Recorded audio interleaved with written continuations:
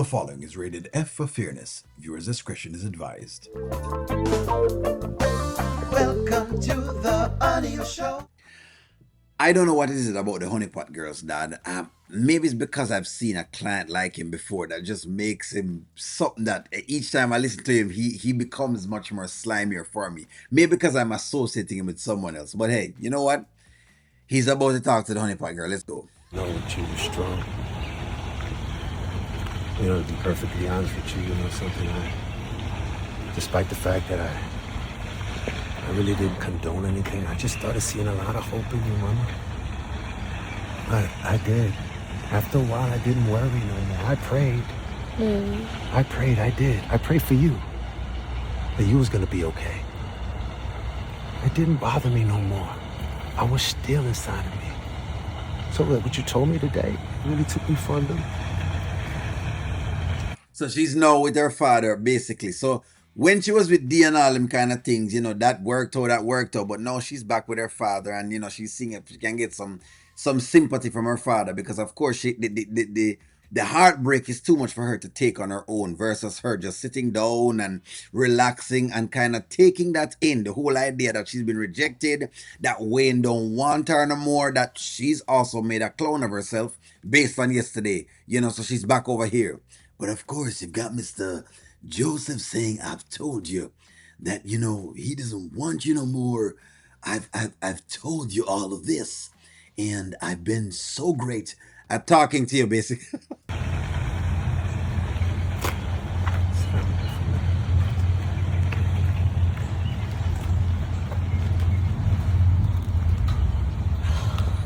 How hard it is for a father to take a pain that he can't do nothing about.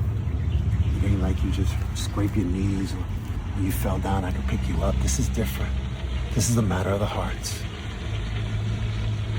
So I know that deep down inside you're hurt someplace I can't go. I could just tell you that I'm your dad and I'm here for you.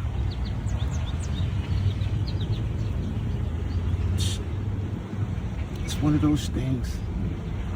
We give our heart, we pour into somebody and they don't appreciate it. And I know that's what you do. Okay, so the dad is doing a bunch of trauma bonding. First and foremost, I don't think she should be talking to her dad, because I don't think he has the wherewithal to talk to her at this point. He's not one of those, you know, straight shooter kind of men. He's very biased in his speech because he's biased toward his daughter and the feelings of his daughter. No, don't get me wrong, and I'm not saying you're not supposed to try to encourage your family members and to, you know, be there for them and do things for them. But when you're biased, you don't help. And right now, he's not helping.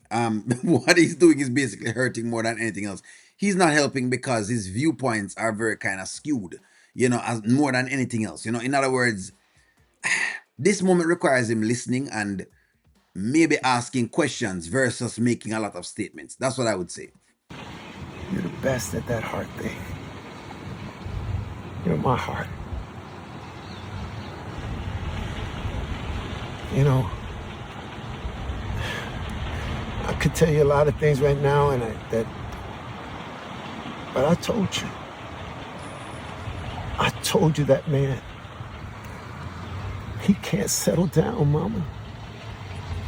You told me? That's what you got for me right now. Yeah, I'm telling you. That's why he's not the greatest guy. I told you that this man was not the best man right now, Mama. I mean, I've told you that, you know, he just can't settle down. You know, I've told you that Mr. Hollywood, you know, was not the guy. You know, D is a better son-in-law. You know, that's the son-in-law that I wanted to give you, but I told you.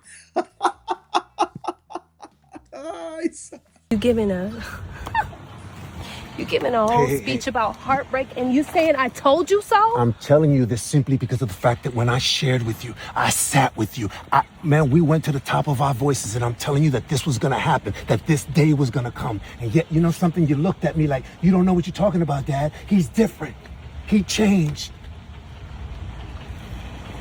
So let's get this into where we need to get it into. First and foremost, you don't kick somebody when they're down. Okay, that's number one. especially with the timing that you have with them. It depends on what's going on. If you're her father, the only thing you should be doing is basically listening to all of what she's talking about. Then when you finish listening to what she's talking about, hey, so what you're gonna do now? And you ask a lot more questions and you're making more statements. That's number one that you should possibly be doing. Number two, you're talking like you think you're one of her girlfriends, and you're not one of her girlfriends. So no father speaks like a girlfriend. You're not one of this girl's girlfriends where you can basically be doing the whole, looking at it a while ago, it looked like basically, she go link with her girlfriend. It doesn't look like a father. That's what I've been calling this dude out on. He just doesn't present to be a dad. Where are the questions that I'm asking? Well, okay, well, why did you guys break up? Well, what made you break up? Well, what did he say? Oh, okay, well, what did you say? Oh, okay, so, well, did you do this? No, I didn't do that. Okay, well, did you do that? Where are those questions? None of those questions. Instead, it's a bunch of statements, to see exactly if him can, I don't know what I'm going to tell her into. Because the truth of the matter is when it comes to relationships, there is no guarantees. I don't know why people believe you have guarantees in relationships. There are no guarantees. Nothing's guaranteed. You get a relationship and you get to try it, and it either works or it don't work. If it don't work, you learn and then you move on to the next one. If it works, good, perfect. Keep improving upon it. That's life. Everybody wants the Cinderella story. This man, he came from nothing. He had no money. Yet he had women. Today, he's at what we call La Papa. He got gold now. What made you think that you were any more special than the rest of them? Now let's be very honest. So I say he never had any women, but he had 5 baby mothers before him have the money. So that would have mean that he had women. You see what I'm talking about? I don't know what you're trying to say, man. It's just this was not the speech you want to be giving her. You may have wanted to be again. You want to ask her questions because a lot of what Wayne told her was correct, which is she doesn't even spend the time to even make the effort to cook a meal for me. That is a true fact.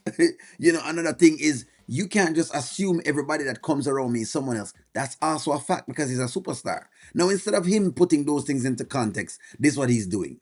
The I told you is not to hurt you. The I told you was to warn you. And now you're all in.